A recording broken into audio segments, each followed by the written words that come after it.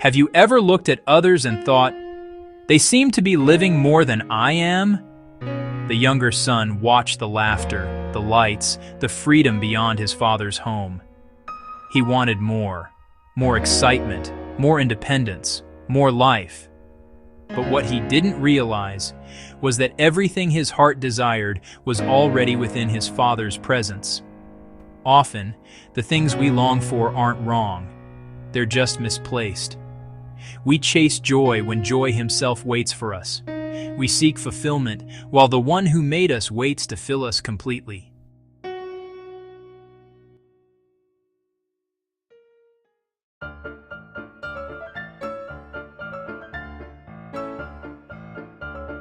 Desire, when it drifts away from its source, turns into deception.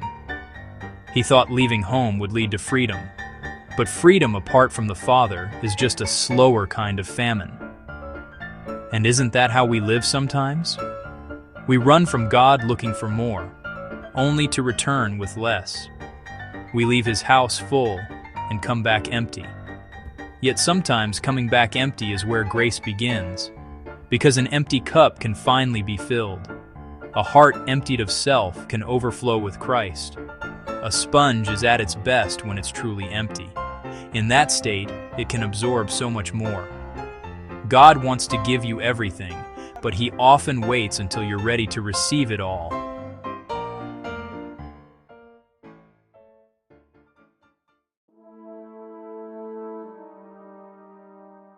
The far country always looks brighter from a distance, but the world's light fades quickly, and its promises dissolve with time.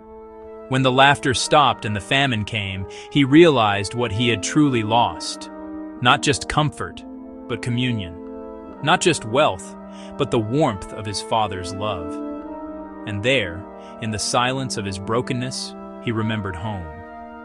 He remembered the table that never ran empty. That's where grace began to move, not in strength, but in surrender.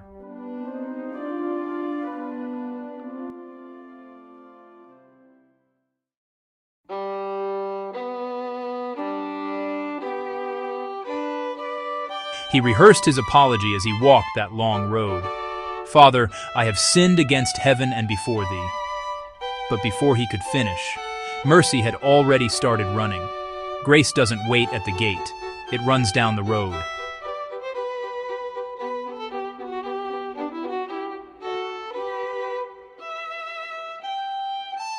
That's the heart of God, a love that doesn't measure distance, a mercy that moves faster than shame, a grace that refuses to wait for explanations. The robe covered his filth. The ring restored his authority. The feast celebrated not his perfection, but his return. Know you've been a good friend, and that's in the thick and thin. But not everyone understood. The older brother had stayed, faithful, obedient, constant. He saw the feast and wondered, why should he be honored for returning when I never left? Many misunderstand this moment. The Father's joy over the one who returned does not mean he loved the one who stayed any less.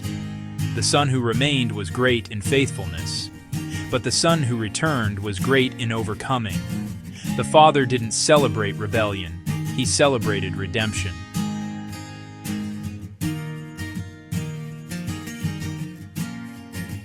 Heaven rejoices not over the perfection of saints, but over the restoration of the lost.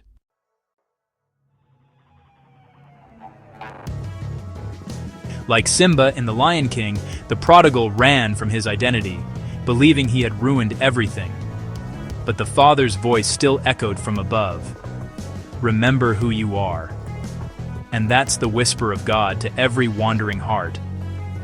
You are still my child. Come home. The story of the prodigal isn't about rebellion. It's about rediscovery. It's about remembering who you are and whose you are.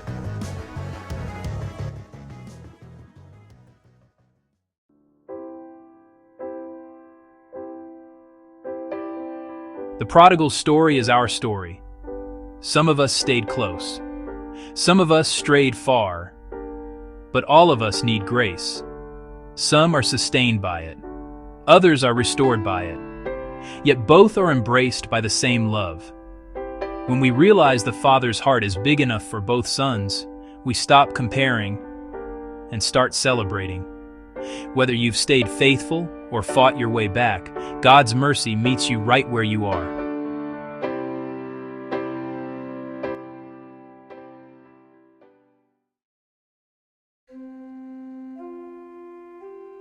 Maybe today you feel distant, like you've wasted too much, wandered too far, or failed too deeply.